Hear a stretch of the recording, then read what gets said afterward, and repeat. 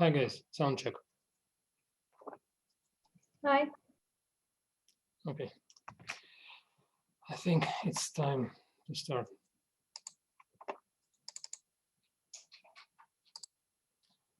Yep, this is success.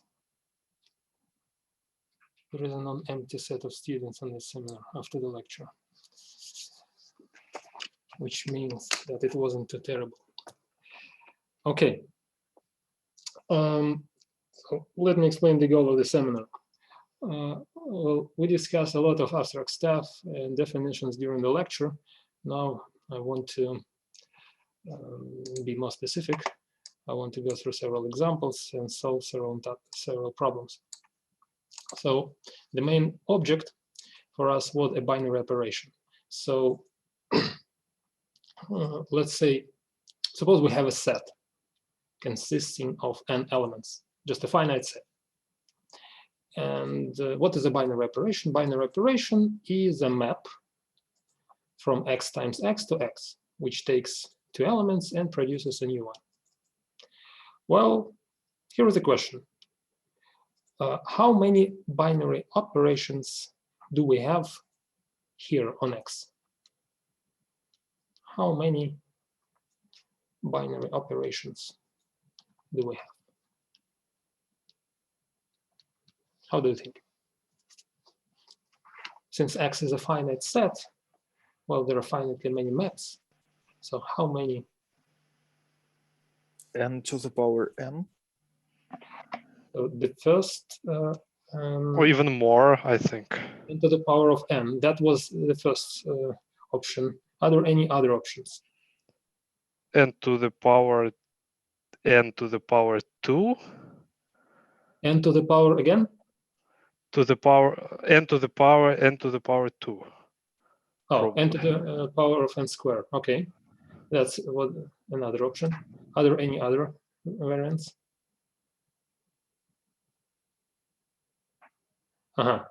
Okay, you know, mathematics is a social discipline. I mean, literally, it's very important what the majority thinks. So there is a really cool way to find the answer. So what is true, what is wrong? So let's try to vote. Probably. Yeah. May I suggest an assumption? Yeah. Like n to the power n squared minus n to the power n. Okay, this is the third option. Okay, let's try to vote. Oh, really? So if you think that the first option is correct, press 1 into the chat. And if you think that the second one is correct, then press 2 and 3 for the third option. And let's see how it goes. Okay, okay. You see, the majority thinks that 2 is the correct option. Yeah, so by voting, this is the winner. And this is the way how we prove theorems in algebra. That's the best way. You see, well, it's really easy. Just ask people what's true and pick the majority. Okay, so, but why is it true? So we know that this is the right answer by voting. So, but how do we get that this is the right answer? Just in case. Is there anyone who doesn't understand why this is a correct answer? Oh yeah, I do know. Okay, so it's worth explaining. Well, let me explain this. So first of all, let's consider a slightly different problem. Well, suppose I have a function from a set A to a set B, and both sets are finite. So set A consists of elements A1, AN, and set B consists of elements B1, BM. So how do you compute the amount of functions from A to B? Well, if you define a function, you need to take each element from A to some element in B. So how many options do you have for the first element A1? Well, you may take A1 to B1, B2, and so on, BM. So you have M options for the first element. Then you take the second element, and you also have m options for the second element. So for the two elements, you have m times m options, etc. When you go through all the elements, you see that you have m times m times m, n times options. So m to the power of n. So this is the amount of maps from a finite set A to the finite set B, where m is the size of B and n is the size of A. Is this clear? Yes. I mean, okay, so now we apply this in the following case. A is x times x and B is x. So how many elements in x? Well, it was n. And how many elements in x times x? It's n squared, because you have all possible pairs. So by the formula here, we have n to the power of n squared is the amount of operations. Now, is it okay, or should I explain or clarify details? It's okay. Thank you. Okay, good. So yeah, this is how many operations we have on an arbitrary finite set. Okay, let's do something else. Do you know what a permutation is? Sure. Yeah. Okay, that's cool. But just in case, I just want to fix some notation. A permutation for me is a bijective map. Bijective map from the set of elements 1 to n to the set of elements of 1 to n, which is a bijection. Yeah, and the set of all permutations I will denote by Sn, where n is the amount of elements. Okay, and there is an operation which is the composition. So if you have two maps, then you may apply sigma first and then tau second, and you will get a composition, and this defines you a multiplication on the set of permutations. So my question is this a group or not?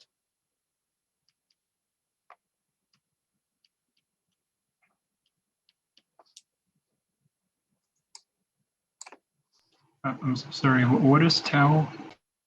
Okay, sigma and tau are two different permutations. I mean, okay, so let me be more specific. So if you have a permutation sigma, which is what? Which is a bijective map from this set to this set. And now suppose you have another permutation, which is a bijective map from this set to this set. And then you may take this map. So what is it? So what is a bijection? Is a map. So for a pair of maps, you may take a composition, which means that you apply a first map and then the second one. So this gives you a composition. So tau sigma, if you apply this to an element k, then the element k first goes to sigma of k here, and then it goes to tau of sigma of k. So by definition, the composition acting on the element k is just applying them one after another. So this is the way how you define a composition. So this, yep. Probably it's not always associative. So it's not a group. So okay, so what is your We assumption? can find two permutations Yep. such that composition is not associative. So I guess that this group isn't really a group. Okay. But what does it mean? Okay, let's try to remember what does it mean that an operation is associative. Let's recall. So We can change the order. No, it's Yeah. we can change the order of braces, but in case of composition, the order is kind of always, or doesn't matter. No. Yeah, let's No. check that the operation is associative, actually. The composition is always associative. Let's check. Well, okay, so what's given here? So we have three permutations, tau, sigma, and rho. and we can multiply sigma and rho first, and then multiply by tau on the left. And here is the other order of execution. First, we apply the first operation and then the second one. Now, how do we compare two permutations? A permutation is a map. If we want to prove that two maps are the same, and this is exactly what we want to do here, because on the left-hand side, we have a map, and on the right-hand side, we have a map. But this map is constructed using other maps and operations. And if we want to show that two maps are the same, we need to show that their value on each element is the same. So in order to do this, we need to take an arbitrary element k, sorry, a different color. We need to take an arbitrary element k from 1 to n and apply the left-hand side to the element k, compute the result. Apply the right-hand side to the element k, compute the result, and check that the result is exactly the same. So let's apply this thing to the element k. So by definition, we apply, so this is the application of this composition. So first, so this is the first map and this is the second map. So we need to apply the first map first and the second map second. How cool is that? So we need to do this. So this is just by definition what's written here. But now, okay, so are there any questions here up until right now? Yes, I might have missed that, but what's P here? Oh, all these letters denote permutations. So sigma, tau, sigma, and rho are permutations, so are different permutations. Not necessarily distinct, but some permutations from Sn. Okay. And I just want to multiply them. Is it clear now what's going on? Yes. I mean, should I explain what's here on the bottom? Okay, so I hope it's okay. But I mean, guys, if something, I mean, well, suppose that the following happens. I wrote something here, and here it was unclear what I'm doing, and then I wrote a lot of stuff, and you asked me somewhere here.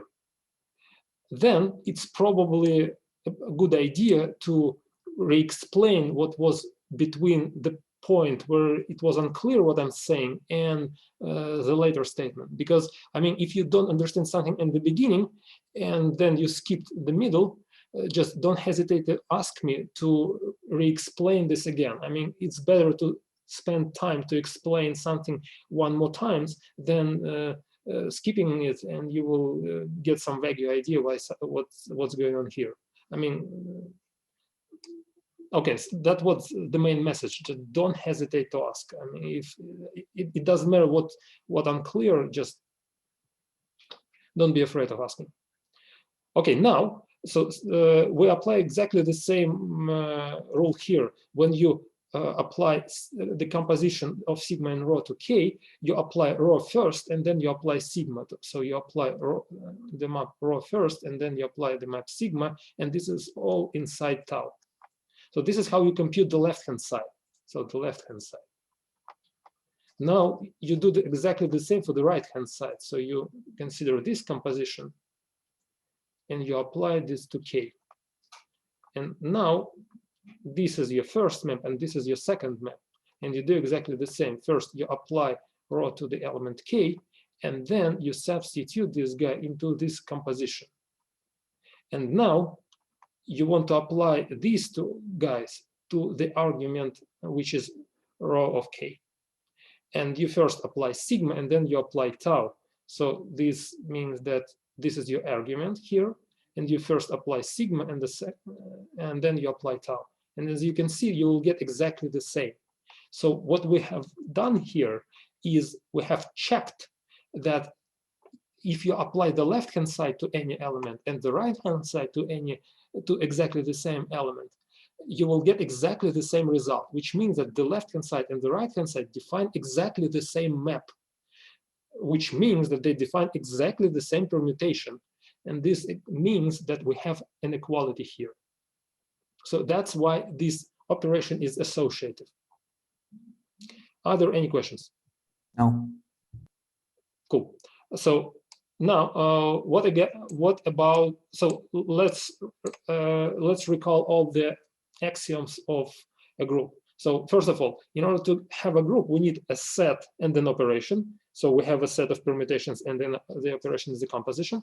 Now, when we want to check if this is a group or not, we need to check 3 axioms: the associativity, and we check that this holds. The next thing is existence of a neutral element.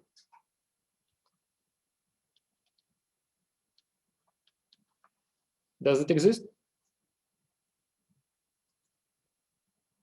Yes, the identity Yeah. permutation. Yep, exactly. So if you take an identity permutation, which takes each element k to an element k, then composition with the identity element for every permutation is exactly the same permutation, just by definition. Again, in order to compare, in order to prove this equality, you apply the left-hand side and the right-hand side to an element k. On the right-hand side, you will get sigma of k.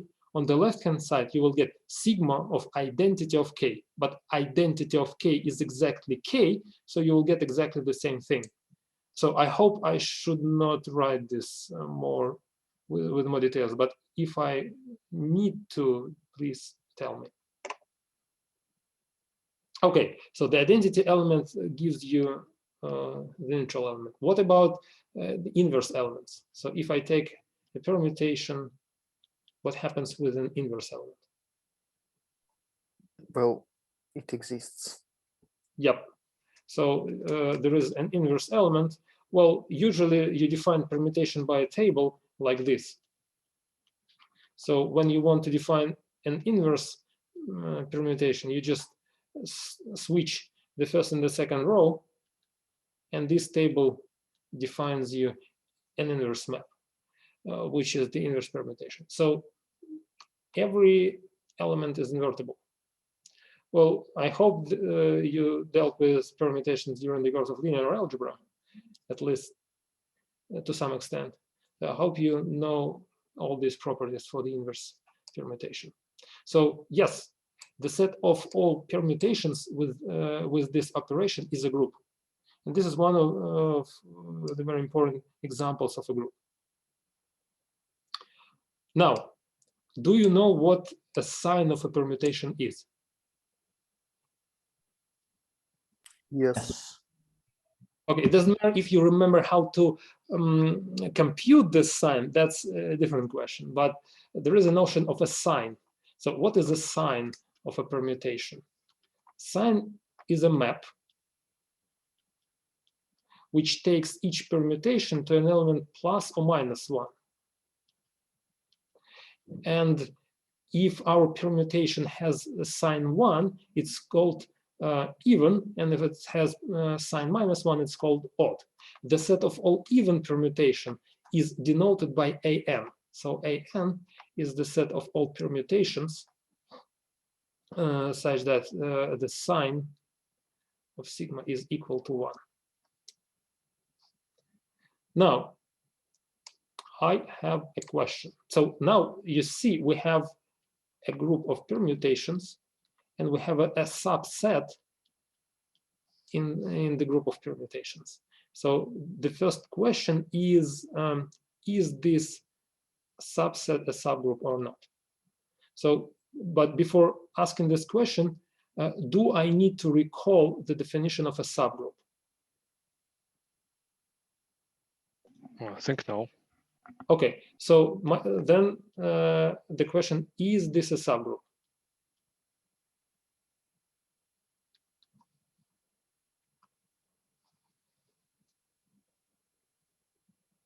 Yes. Okay, yeah, the answer is yes. Who already sees that? Is there anyone else who sees that this is a subgroup?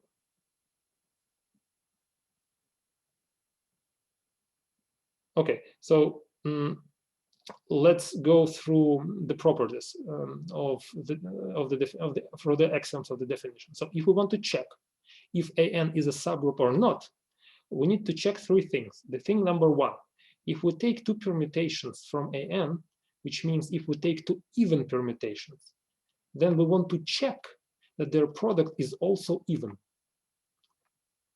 Is this true or not? This is true, because we know that the sign of a product is the product of signs. So if the first sign was 1 and the second sign was 1, then the product is also 1. So if both of them were even, then the product would be even also. Then the second property, we need to check that the neutral element, oh, by the way, yeah, we discussed the neutral element is the identity map. We need to check that the identity element is an even permutation. But this is also known that the identity is even. So the identity belongs to the subset AN. And the later one is that if a permutation is even, then we need to show that its inverse is even. How do you prove that? Well, you know that the product of permutation is in its Identity. is identity, yeah. And now you may compute the sign of the left and the right hand side. You will get that the sign of the sigma times the sign of the inverse is equal to 1. So if this is 1, then sigma inverse has exactly the same sign, which is also 1. So as you can see, AN, so the set of all even permutations, is also a subgroup. So are there any questions regarding this computation? Just maybe I forgot what the site is. Like, just can you remind what the sign is? Oh, okay. Okay, there are two different ways to define a sign. Here is one I like the most. So the sign is the only function from the set of permutation to the set consisting of plus and minus 1, satisfying the following two properties. The property number 1, the sign of the product is the product of signs, and the second, the sign is not equal to 1 for all possible permutations. So it's not identically, so it's not a constant function. So there is only one function with these two properties, and this function is called sign. Well, this is probably cheating, but there is a way to construct sign explicitly, and you usually construct sign in the following way. If you have a permutation sigma, then you define sign as -1 to the power of d sigma, where d sigma is some integer. And there are different ways to produce this integer. One of them is this. So you take, let's say you consider a table for your permutation. Now you consider all possible pairs, which mean you consider all possible I and j between 1 and n. And you count the number of pairs such that sigma I is greater than sigma j. So you're interested in, so d sigma is the number of pairs such that I minus j is strictly smaller, I is strictly smaller than j, but sigma I is larger than j. So then the function defined by this rule satisfies these two properties. So this is what the sign is. So is it enough, or should I explain this in a bit more details? No, yeah, it's enough. I kind of wait, but why is the identity, like the sign of the identity, equal to Why is the identity even? Okay, so let's show you. Well, if you know, so it depends on which definition you want to use. Let's try to use this property. I mean, if you have this property, then the sign of identity must be 1. You see, because identity times identity equals identity. Let's apply sign to this thing and use that sign preserve the operation, which means the sign of ID times the sign of ID equals the sign of ID.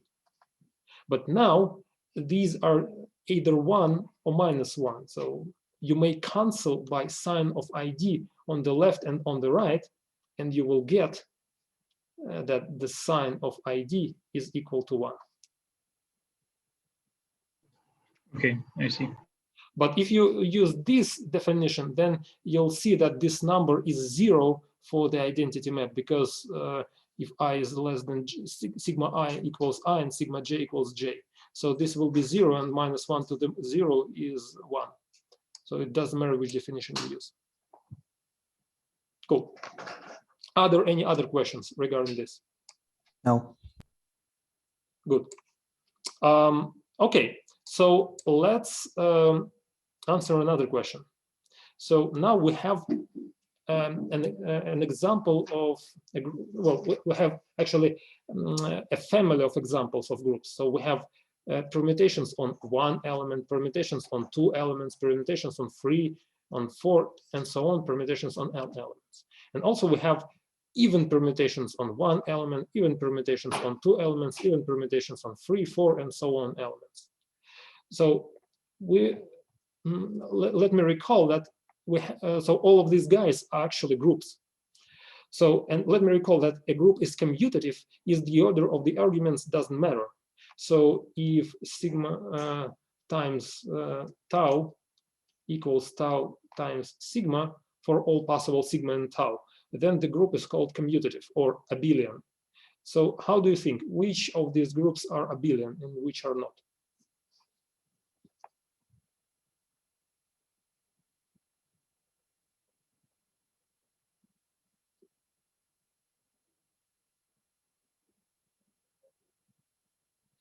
Let's start with the first line. I mean, let's skip the case of even.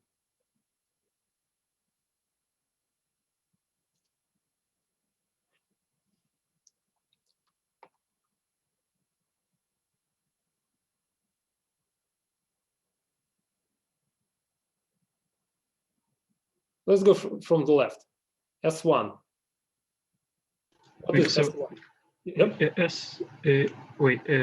It's the set of all permutations of size 1, right? Yep.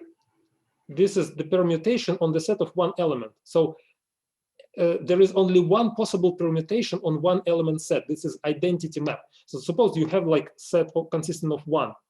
Call me all possible bijections here. Well, the only possible bijection is going to 1, which is identity. So S1 consists of 1 element, and this element is the identity element. So S1 consists of the identity element, and then it's commutative. Well, because, well, you need to check that for all elements from this subgroup commute, but identity element commute with itself, commutes with it. So S1 is commutative. So if there are any questions regarding that, just ask. But what is it? What about S2? What is S2? Is it commutative or not?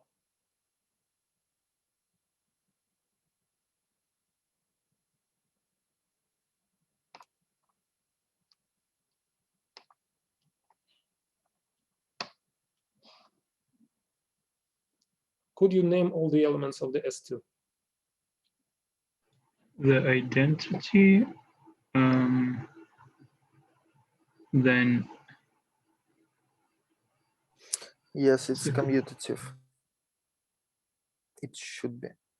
Yeah, it's commutative, but what are the elements? The identity and the elements is the first one is identity, and the second one is the one which maps 1 to 2, 2, and 2 to 1. It's called, yeah, it's called cycle on the elements 1, 2. Do you know this notation? Yeah. No. Okay. Yeah, Then it's we cool. had it. So yeah, there are only 2 elements, and you see the identity. So this is a very important property. The identity, so the neutral element commutes with every element of the group, because just by definition of the neutral element. You see? So this guy commutes with everything. So, but each element always commutes with its own powers. So if you take a to the n times a to the m, this is a to the n plus m, which is a to the m times a to the n. That was during the lecture. So we proved it during the lecture. So powers of one element can always commute. So ID commutes with itself, this element commutes with itself, and these two commute because one of them is identity. So this group is also commutative.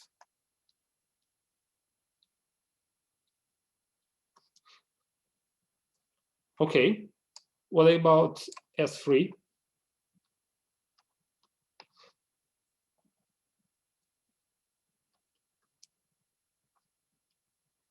Let me name all the elements. So the identity, then there are 3 cycles of length 2, and there are 2 cycles of length 3. So this is S3. There are 6 elements, and these are all of them. How do you think? Is this commutative or not?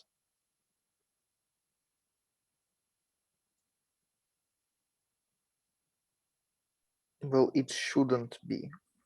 Yep, it shouldn't be. But how do you do that? Well, try to take 2 arbitrary elements and just multiply them in different order. Well, if you take 2 like random elements, try to take the simplest possible ones. Well, the identity is not our choice. So let's try to take 1, 2, and 2, 3. When you multiply them like that, you will get 1, 2, 3. Well, it works like this. If you have 2 cycles and they have only one common element, and this common element is located here, like at the beginning of the second element, at the end of the first element, you just erase one of them and join well, all the elements into a new cycle. So this is how you multiply this. And if you want to multiply them in a different order, so in order to apply the same rule, you know that you may change the order of the elements inside a cycle, like in a cyclic way. So you may, the first element is exactly the same as this one, and the second element is exactly the same as this one. And now you may also apply the same rule. When you multiply 2 cycles, the result will be 3 to 1. And as you can see, the result is different. Who thinks that he understood everything what was here? Plus in the chat, or you may use your voice if you wish. Oh, cool. Is there anyone who thinks that it needs more details, like minus? Okay. Now, so this group is not commutative. So let me go back here. So these guys are commutative, and this one is not commutative. Okay, what about S4? Is it commutative? No, No. Why? because we have the same situation like in the S3, but with like more elements. Yeah, exactly. So, well, you may say the following words. So actually, you may think that S3 is inside S4. Because, so you act on the first 3 elements and you don't touch the 4th element. So for example, this cycle in S3, so like you have 1, 2, 3, 4. So S3 acts only here, and S4 acts on all possible elements. So since a subset inside a subgroup contains two elements which do not commute, then the whole group is also not commutative. So, well, if S4 were commutative, then S3 would be also commutative. So that's why if S3 is non-commutative, then all other groups are also non-commutative. So these guys are also non-commutative. So this is what happens here. So let me tell you the answer for the even permutations. Well, here what happens is these three subgroups are commutative and all other subgroups are non-commutative.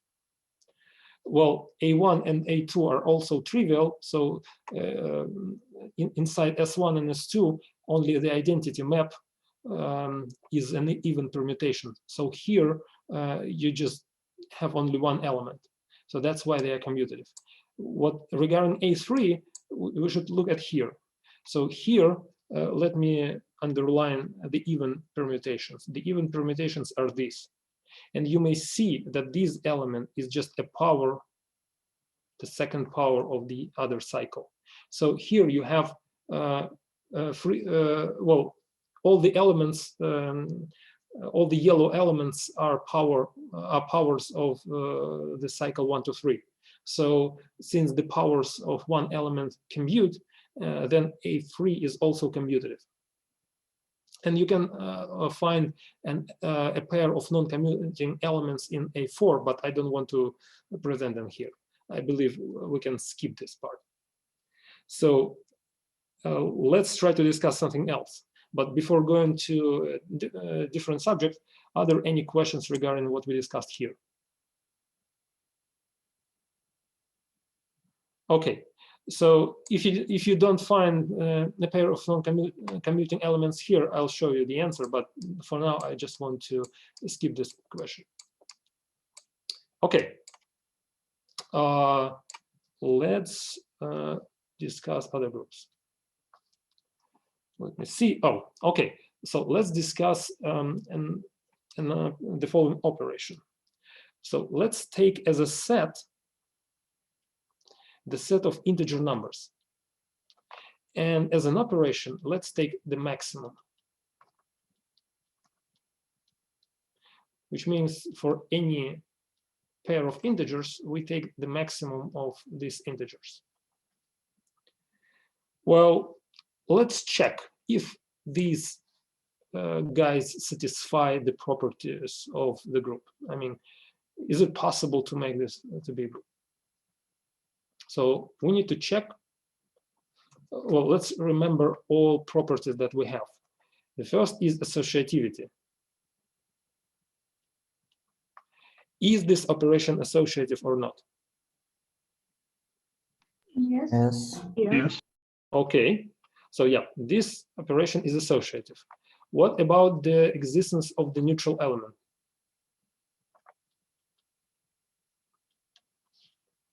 Does it exist? At this point, I have a question. Yep. Is it U or that or Z? What is it? What is this letter? Which one? This one? Our set. U above.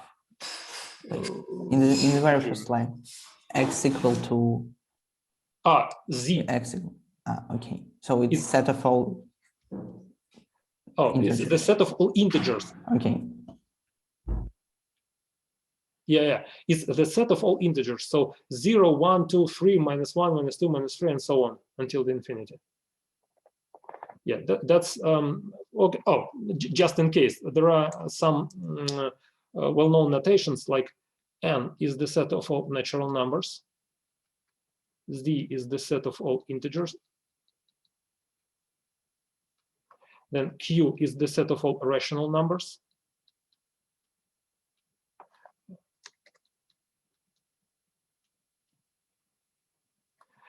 R is the set of all real numbers. And C is the set of all complex numbers. So I will use these notations freely.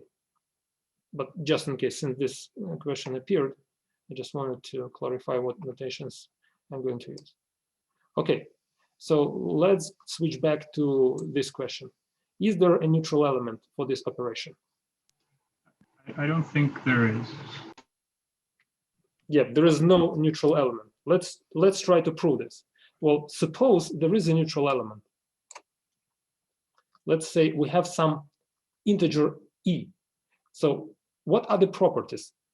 If we take maximum between e and a, we must get a. And if we take maximum between a and e, we must get a again. But this should happen for every integer. But you see, if a is greater or equal to e, then maximum of a and e is equal to a. But if a is less than e, then the maximum of a and e is equal to e. And we want to avoid this situation, which means that this situation must never happen, which means that the number e must be smaller or equal to every integer number. So from this, it follows that e must be smaller or equal to any integer number. But there is no such integer number which is smaller or equal to every other natural number. So there is no such.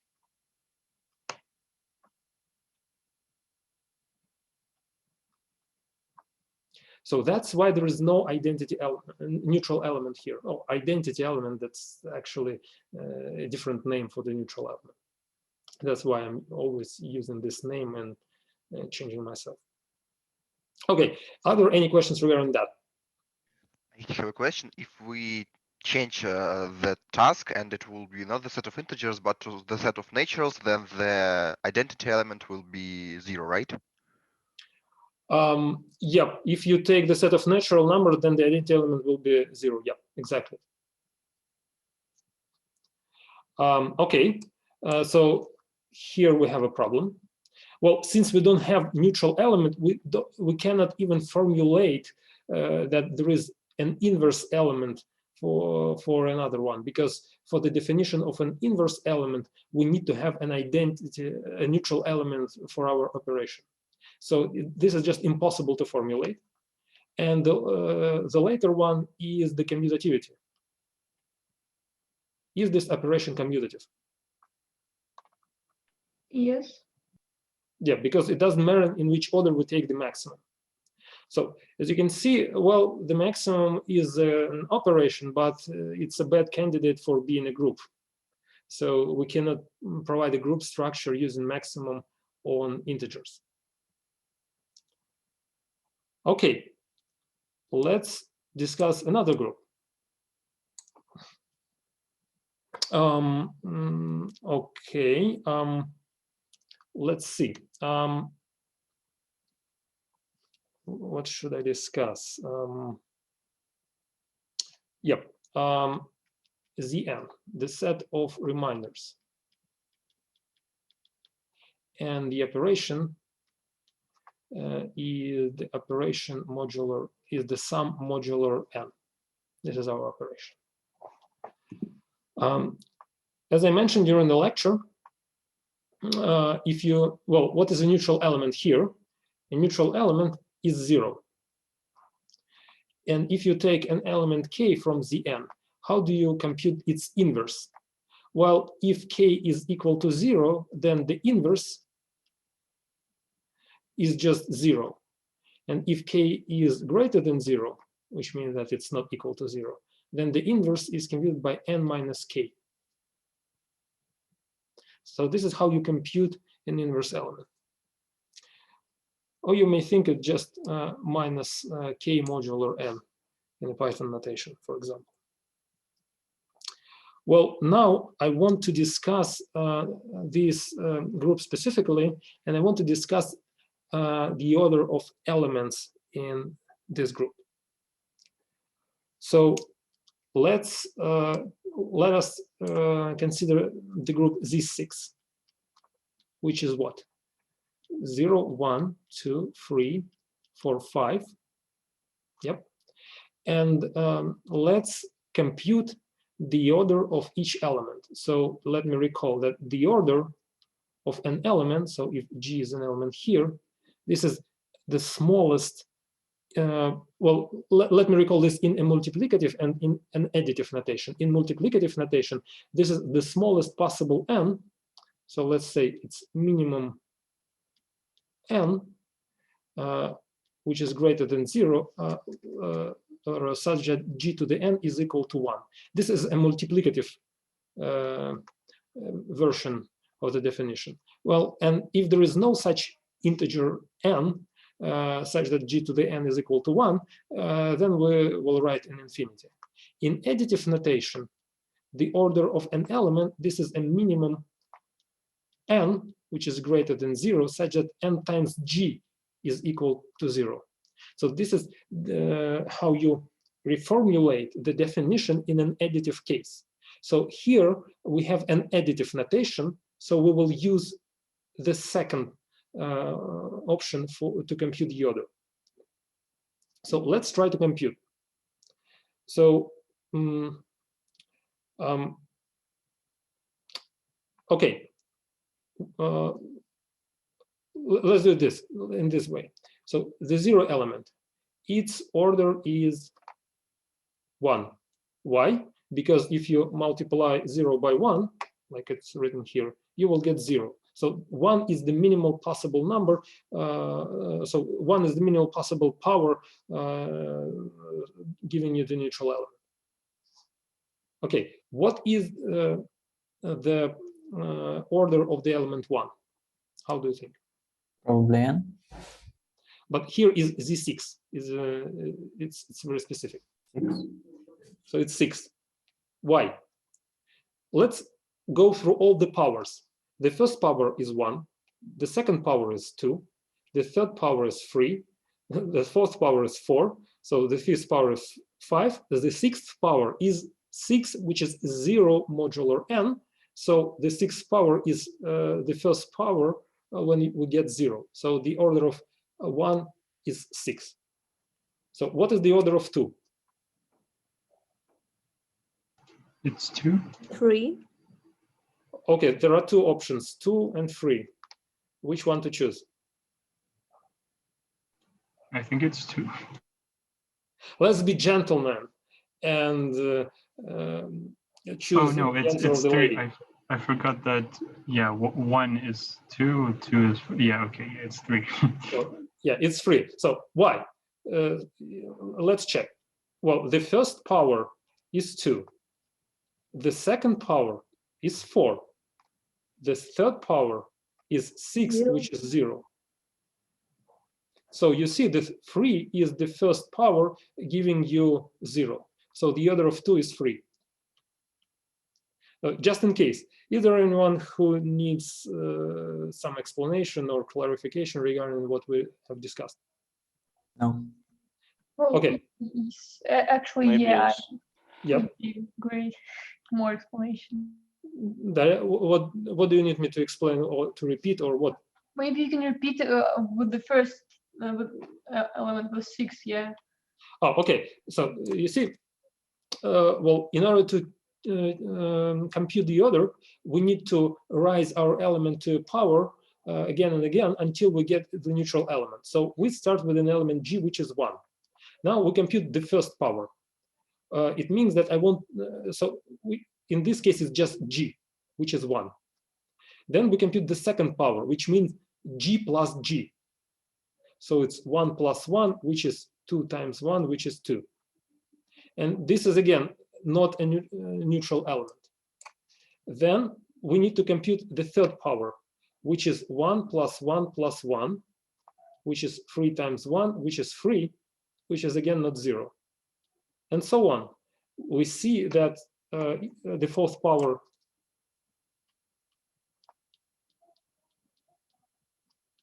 is 4, which is not 0. The fifth power, well, I skip this, which is 5, and this is also not 0. But when you compute the sixth power,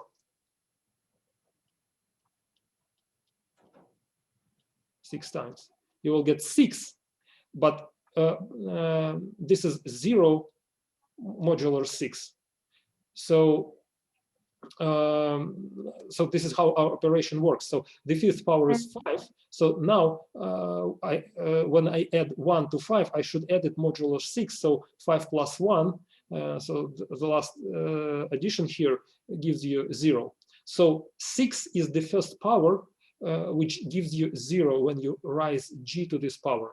So these powers do not work, and this one is the first one which gives you 0.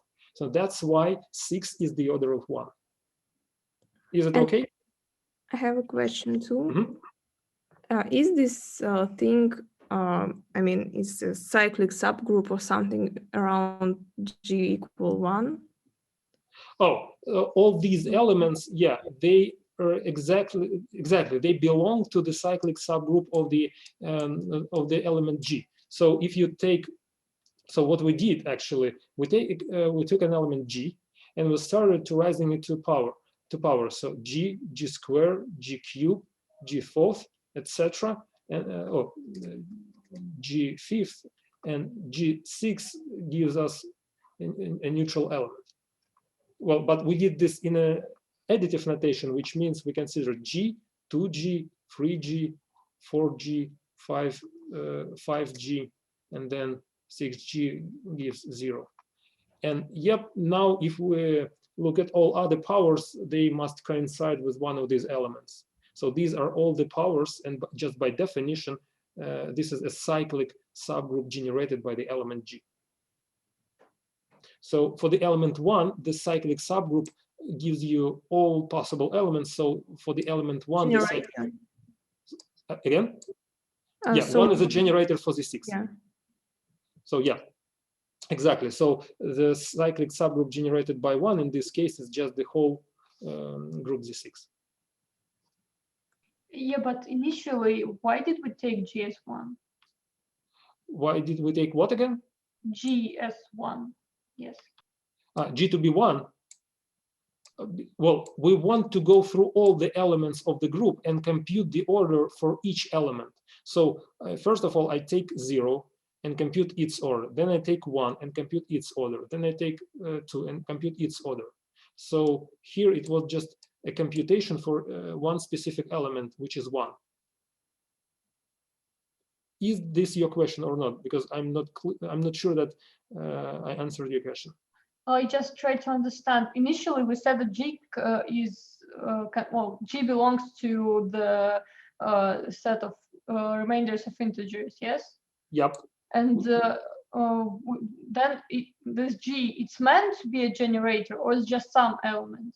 No, it's just some element. I want to take every element and for every element compute its order. Okay, then I got it. Yeah. So now we have covered 3 elements out of 6.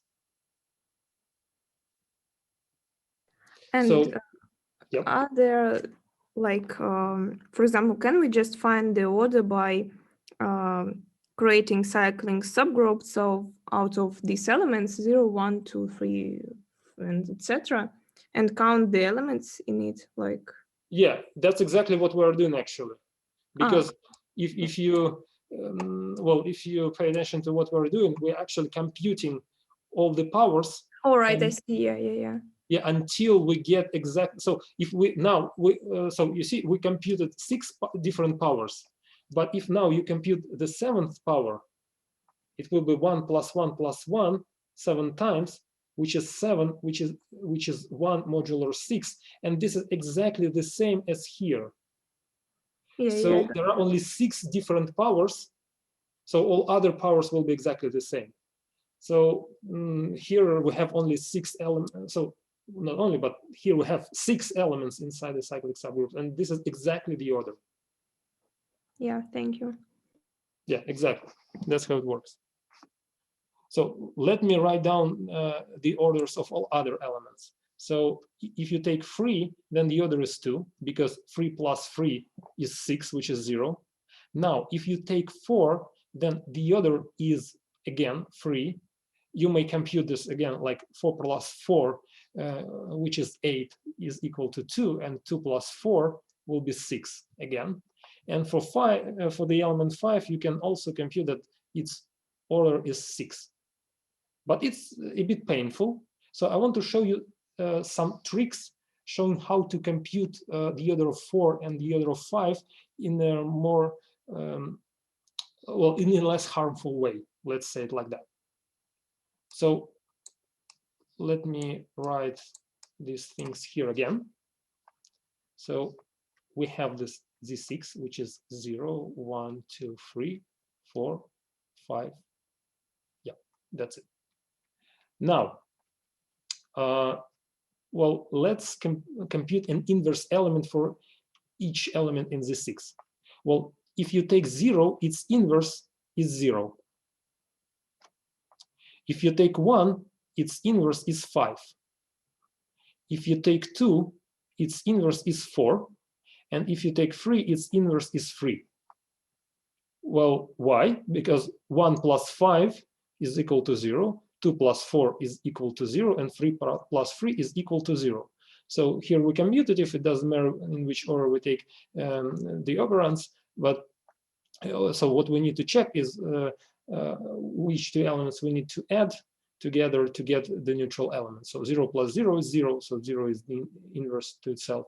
So these are pairs of inverse elements. So inverse to 4 is 2, and inverse to 2 is 4. This is how it works. So are there any questions regarding what is going on here? No. Okay, now here is an interesting remark. An order of an element G is exactly the same as the order of the element G inverse. Or in additive notation, the order of the element G is exactly the same as the order of the element minus G.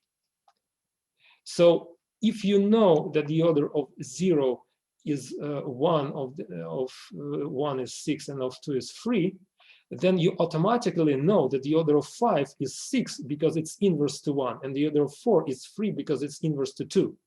So in case of 3, it's easy to compute. It's just 2. So this is the way how to compute this the order of element for the inverse element. This is one of the tricks. Are there any questions regarding this trick? No. No. Let's prove it. Okay, so let's prove it. So, well, actually, it's not that hard to prove. You see, if G to the n is equal to 1, then take inverse of the left and the right hand side. Then you will get, I will prove it using multiplicative notation. Well, if you take the inverse of the right and the left hand side, you will get this. And then you may change the order of n and minus 1, you will get G to the inverse to the n is equal 1. So if n is the power that takes G to the neutral element, then exactly the same n takes G to the minus 1 to the neutral element. And you also can go in the opposite direction, well, just view exactly the same arguments.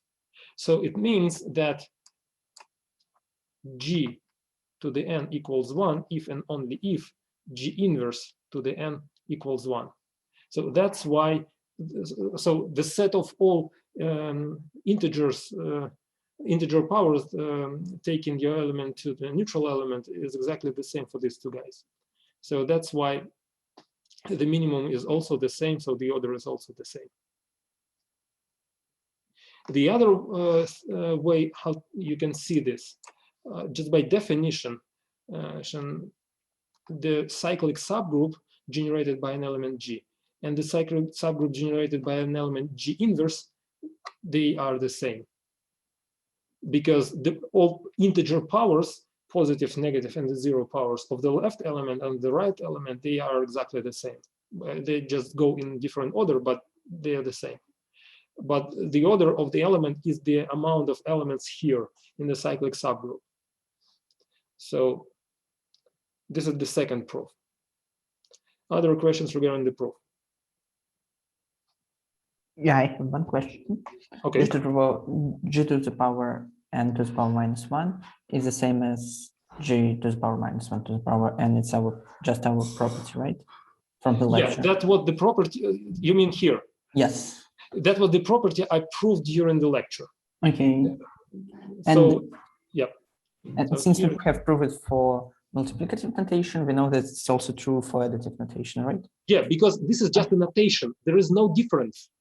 I mean, it's just the way you write all these symbols on the paper. It doesn't matter. Okay, got you. Thank you. So that's the beauty of algebra. I mean, the algebra is it's the science how to write symbols on a sheet of paper, and it's very important how you think about what's written. So you may think that this is a different case when you use addition, or you may think that this is just a different notation for the case you already considered. So in the first case, you have to prove this like in analogous way. But in the second case, you have already proven this because this is just a different notation for the thing you already know. So mentality is, well, this is something important in algebra. So if you think about things in the right way, the things are simple. And if you think about them in the wrong way, they become complicated. Okay, let's try something else.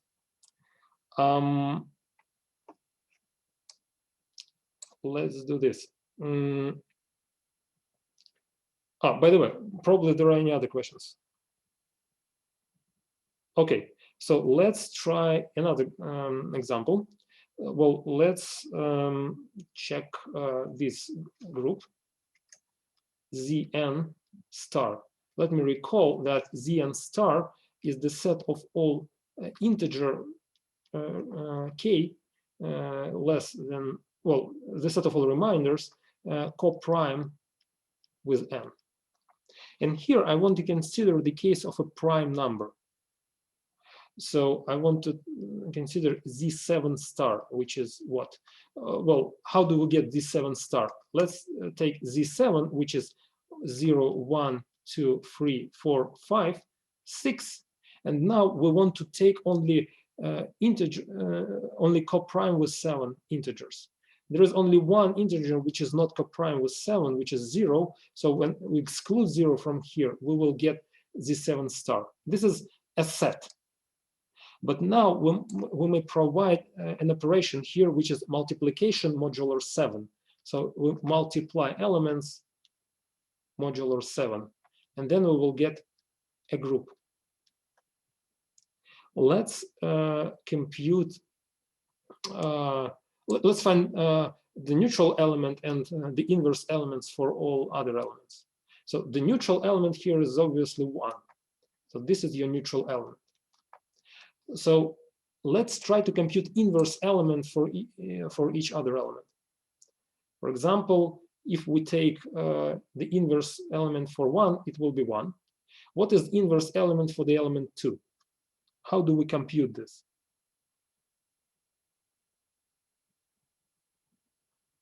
How to compute 2 inverse? How do you think? Like 7 minus 2 modulo 7. Get 7 minus. No. Here, your answer is appropriate for the addition. So if it were Z7 with addition, this would be correct answer. But here we have Z7 star with multiplication. So how do you compute the inverse element? So, well, actually here we know that if it's a group, then when we compute inverse element of 2, it must be one of the other elements. So let's try to check all possible options. So if you multiply 2 times 2, you will get 4. Well, it's not 1. If you multiply 2 times 3, it's 6, which is not 1.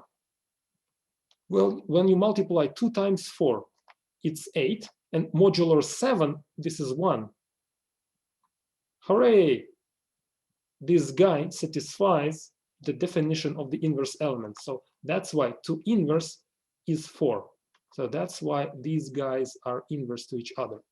And since if 4 is inverse for 2, then 2 is also the inverse element for 4. So now we don't need to compute the inverse element for the element 4. We just need to compute inverse elements for other guys. So let's try to compute the inverse element of 3. But before doing that, is it clear what I did here? Should I explain something or clarify the details? Yes, sorry, I think I skipped this, but why did we just delete 0? Why did we? Okay. So, well, I want to provide the set of reminders with a group structure, but using the operation multiplication. If I just take Z7 with multiplication, it's not a group because, for example, the 0 element has no inverse. So I want to take only those elements that have inverse with respect to multiplication, which has inverse element with respect to multiplication. Well, it turns out that in order to do that, I need to leave only those reminders that are co-prime with the integer n. So this is just by definition. Z7 star is the set of all reminders modular 7, co-prime with 7. So here is the list of all reminders, and all but 0 are co-prime with 7. So this is just by definition of Z7 star. Okay, thank you. So the thing in the, can you please show up again? Yeah, yep, no problem. Yeah, this thing in brackets, it should be GCD, right? Yeah, this is GCD. Okay, yeah, that was the notation for GCD. Just in case, yeah, I'm sorry. I'm so used to this notation, so I didn't know that I need to explain what I mean here. So when I say co-prime, it means that the GCD of 2 elements is equal to 1. So yeah. I hope now it should be better. Yes, I'm sorry, please. guys. I'm sorry, guys, for that. It's just a habit of using some specific notations, and I didn't notice that I'm using it without explanation. But okay, are there any other questions? No. So who thinks that he understands how why 2 inverse is 4 in this case? I think. Everyone, technically. I don't know. Okay. So what is inverse to 3? 5. 3 or Yeah, 5 is the right answer. So you see, if we are looking for an inverse for the element 3, then its inverse is either 3 or 5 or 6. And again, by direct computation, when you multiply 3 by 5, you will get 15. And this is 1 modular 7, which means that 3 and 5 are inverse to each other. And now you see that only 6 is left, so we don't need any computation. The inverse for this element is itself. So 6 times 6 will be 1 modular 7. So these are pairs of inverse elements. So in case of a finite group like this, you can find an inverse element just by brute force. You just go through all elements and find pairs of inverse elements, and this is how you solve this in general. There are some better algorithms for this specific case, but I mean, technically, they're not much better. So in this case, this is how you can find all the inverse elements. Okay, now let me consider another case. What if I take, well, actually here we also may compute the order of each element, but let me skip this. I mean, when you want to compute the order, you just raise each element to a power and compute the smallest possible power, which gives you 1. So, but this is done in exactly the same way. Now, let's take the set of all matrices with real coefficients. And let's take as an operation matrix addition. Is this a group? Probably. Yes, this is a group. And if this is a group, then what is a neutral element? The 0 matrix. Yeah, 0 matrix. And if A is a matrix, what is an inverse? Inverse matrix. Inverse matrix. minus A. Well, Oh, right, inverse, no. inverse The- doesn't exist in case of a zero matrix, for example.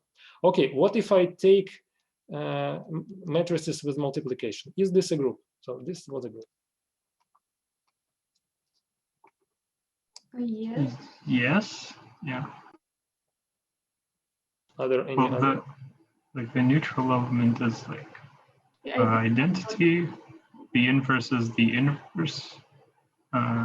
So the neutral element is the identity, and for each matrix, the inverse element is A inverse.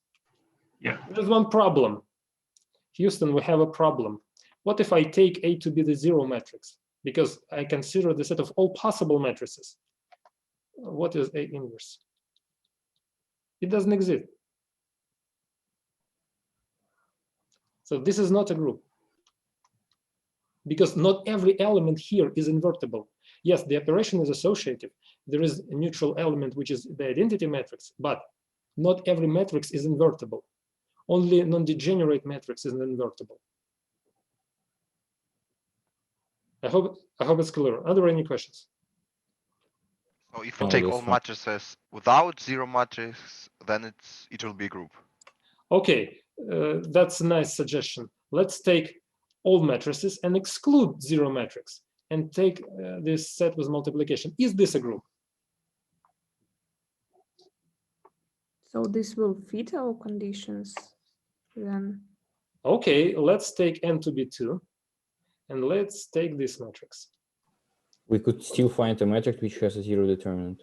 Yeah, exactly. This is also not a group.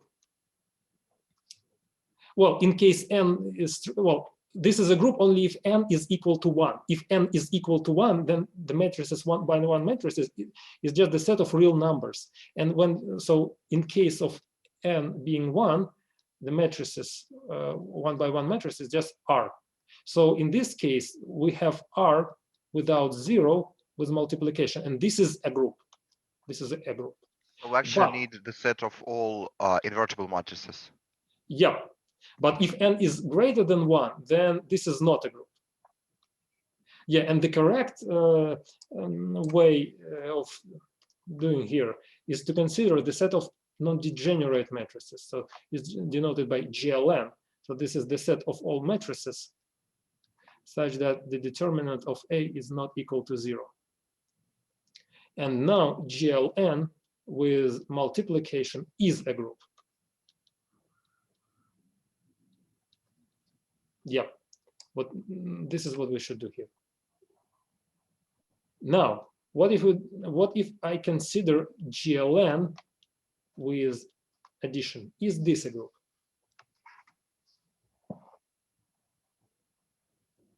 Well, we don't have zero matrix there. But what if any other matrix assumes the role of neutral element here?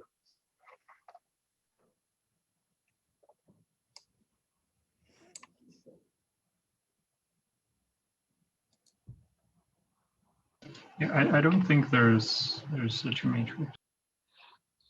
Well, actually, there is a better thing to think of. Let me show you one interesting detail. Here is the catch.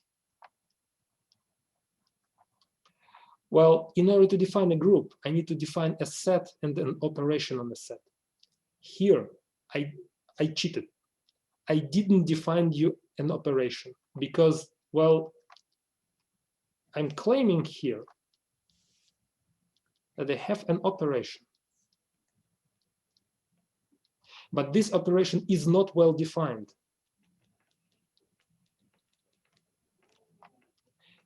Indeed, if I take an arbitrary matrix and minus this matrix, then their sum is 0, but 0 is not here. So this operation is not well defined. You cannot add two non-degenerate matrices and get a non-degenerate matrix as a result. So the operation is not well defined. So I cannot even start talking about a group here because I don't have an operation. So this does not exist. This is the catch. But I wanted to discuss this because this is a usual problem you may fall into. So when you try to produce some example of a group, you may forget to check that the rule here is well defined, that this rule actually defines an operation. And this is one of the possibility when it may fail that the rule I produced well is actually not an operation. So just don't miss this thing. It's like it's a very stupid mistake that you may do. Okay, and now I see that I have 5 more minutes. Let's discuss another example. Oh, I think we need to go up. Well, I will edit this whiteboard. So let's take S3. Let me recall. We have these elements.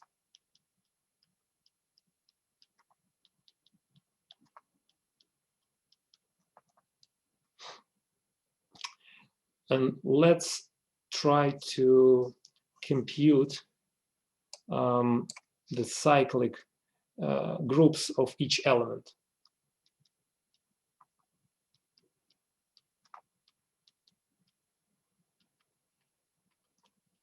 Let me write this down, and we'll try to fill this.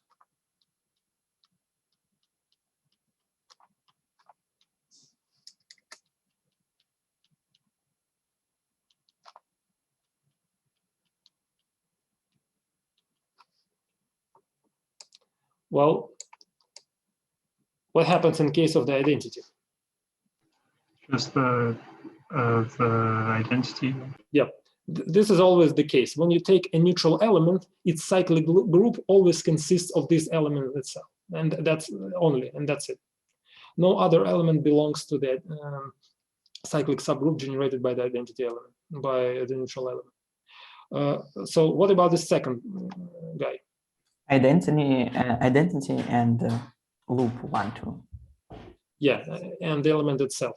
Exactly the same thing happens here. Well, because you can rename the elements 1 to 3, and you somehow switch to the previous case. Yeah. So here we have 2 elements. What happens in the later case? Identity is the element itself, and 2, 1, 3. Well, actually, they give you exactly the same result. Yes, yes.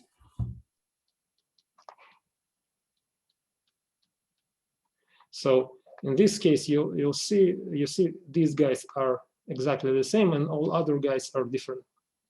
So these are all possible cyclic subgroups of the group S3. So let me show you. So this is a cyclic subgroup.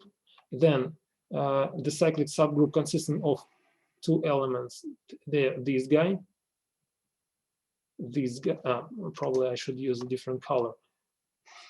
This guy and this guy. And the other cyclic subgroup consisting of 3 elements. Let me use the blue color. Here, this one. So these are all possible subgroups. And as you can see, none of them coincides with S3. So S3 is not cyclic. So there is no generator for S3. But we could do this in a slightly different manner. Well, if S3 were cyclic, it would be commutative. But we know that S3 is not commutative. So this is a different way of showing that S3 is not cyclic. But here we just classified all possible cyclic subgroups inside S3. So we just went through all the elements and found their cyclic subgroups. As a side effect, we found the order of each element as the size of the corresponding cyclic subgroup. So this is how it works here. Okay, as you can see, the time is running out. Actually, I have exactly 0 minutes left. Okay, are there any questions regarding what was going on here? Okay, then, so let me recall that, well, this evening, I'll try to upload, first of all, the lecture notes, then the whiteboard from the lecture, the whiteboard from this seminar, and I will write down, well, I will write you an email with all the instructions, also including the homework. Well, after each seminar, I'll send a sheet of paper with the homework, and you will get like 1 week deadline for doing your homework. So we have like 11 lectures, so there will be 11 homeworks, so, and 1 week for each of them. So if there are any like technical questions regarding all these moments, please ask.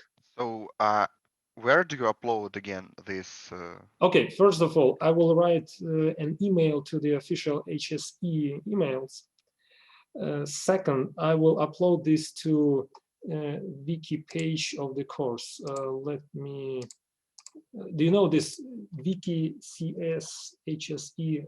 Yes, but we don't have. Yes, but there is no like algebra there. It will appear this evening. I know there is no such course there yet, but it will appear today, like literally in an hour or two. Don't worry. And if you wish, we can create a Telegram channel, well, to discuss everything quickly. I mean, if you want to ask questions quickly, then you may write to my Telegram. This here it is. So you may write me directly. In case of any questions, there is no problem. If I have time, I'll answer to best I can. And if you wish, we can. Yeah. Yeah, just one more technical question. Where do we hand in our homeworks? Like, will there be like a Google class or something? Okay. Well, there will. So there are some. The teaching assistant. They will check your homework, and well, you need to discuss this with your teaching assistant. The information who is your teaching assistant and how to contact with them, I'll send via email this evening. So all the information regarding the homework will be explained in an email. Okay. But I believe they usually use a Google form to upload the homework. So that was never a problem. And just in case, if you have any problem, like any kind of problem, like technical problem, or you don't understand something, or you have any kind of question, just don't hesitate to write to me via email or via Telegram, like just in case there is my personal email. So, yeah. Here it is. You may write here. Don't write to the official HSE email because like there are a lot of spam there. It's like, you know, it's like a trash. It's hard to find anything there. So it's better to write to this one or just to Telegram directly if you use it, I hope. But all the information will be this evening. Just don't worry. Anything else? Yeah, I have a question. Yep. About loop notation for permutations. Okay. If we have 3 elements, but in the loop we have only 1 and 2, so it means that 1 is mapped into 2 and 2 is mapped into 1. But what about 3? Oh, yeah. As I understood it, as I remember, it's led to 3. Yeah, but it is for the loop 1, 2, 3. But if we have loop 1, 2. Oh, well, if you have loop 1, 1, 2, this is exactly the same. So 1 goes to 2 and. Yeah, but we have 3 elements in our sample. Oh, it means that all other elements are not touched. So the element 3 goes to itself. Yeah. So Okay. we do not touch the elements that are not mentioned inside this loop. Okay. Okay. It's clear. And another question: we have a group. We have groups, and it's how to say. We have group on a field or set G, for example, with respect to relation operation. Yeah. How to name this group itself? So just G or what? Oh, yeah. Usually, when you have a group, well, formally, you must name explicitly the set and the operation itself. But well, by abuse of notation, people usually skip the name of the operation and say that G is a group, assuming that there is some operation, and it's obvious to everyone which operation we mean here. For example, when we deal with the group Z plus, we just simply denote it by Z. And there is like one natural way to remember to recover the operation. We just assume that when we say Z as a group, we automatically mean the operation plus. Well, the multiplication is not appropriate here because it doesn't provide you with the structure of a group. But in this case, we mean only this thing. The same happens with the other groups. When we say GLN as a group, we always mean GLN with multiplication because, well, this is how we think about GLN. So we somehow implicitly assume that here operation is multiplication. So when you deal with all these groups, you usually you just remember which operation you associate to which one, and you don't need to specify this operation each time. Okay, and when we take an element from G, for example, it means that we take an element from G as a set, not G as a group, but from the set, right? Oh, yeah, but what does it mean that you have a group? Group, it's just a pair. It's a set. Yes. Oh, yeah. I mean, when I take it from a group, I mean it's from the underlying set. Yeah, exactly. Okay. Okay, thank you. So yeah, so formally, when you try to explain mathematics to to a computer, you have to specify all this stuff. So there is a difference. So formally, group is a pair. So it doesn't make sense saying an element G small belongs to a pair G and the operation. This simply means that the element belongs to the underlying set. But for us as humans, I hope such details should be clear. But if not, just it's cool that you're asking. And by the way, there are computer programs that understand math and can check if your proof is correct, and all this, and you may learn all this stuff if you wish. I mean, it's really cool things. These things are really cool. Okay, gotcha. Thank you. So, any other questions? Okay, guys. Thank you for being. Oh, one more question. How we can contact with our assistant if we have some problem with homework, or we just can write to you? Oh, first of all, I'll send you all the contacts. So okay. Usually, as I remember, the previous year, usually the teaching assistant used Telegram or email, but probably Telegram because it's much quicker than email. I believe this year will not be an exception. So, but don't worry, I'll send all the information. Okay, great. Yeah, thank you guys. Thanks for being here. I hope that was interesting. Yeah, it was interesting. Yeah. Thank you. Goodbye. Bye. Have a nice week. Bye.